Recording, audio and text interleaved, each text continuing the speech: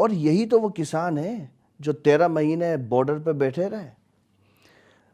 कितने हालात आए, क्या कुछ नहीं कहा गया इस देश में किसानों को।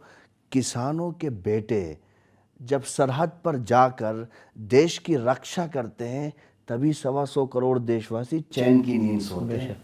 इस देश को आज़ाद किसानों ने करवाया था, मजदूरों ने करवाया था, गरीब लोगों ने मिल करके महात्मा गांधी के को फॉलो करके एक लड़ाई लड़ी थी, लंबी लड़ाई लड़ी थी।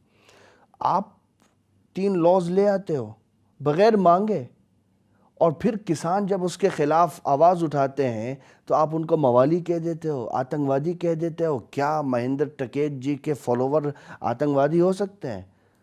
क्या मौलाना मदनी के मानने वाले लोग आतंकवादी हो सकते हैं, जिन्होंने अपने जीवन के 13 साल जेल में गुजारे हों इस देश की आज़ादी के लिए? क्या चौधरी चरण सिंह का नारा लगाने वाले लोग आतंकवादी हो सकते हैं? ये मैसेज दिया गया और सरकार के शीर्ष पदों पर बैठे हुए लोगों ने बोला, एक स्टेट के मुख्यमंत्री ने बोला, उसके अलावा कितने और मिनिस्टर्स ने बोला है। तो किसान इस चीज़ को भूला नहीं है। किसान ज़मीन को चीर करके अन्न उगाता है और सारे देश का पेट भरता है। अगर वो आतंकवादी और अफ़गानिस्तानी और पाकिस्तानी हो सकता है, तो आप इस देश में किसी को देशभक्त नहीं कह सकते। बिल्कुल, ये असल में पश्चिमी उत्तर प्रदेश के मुद्दे हैं।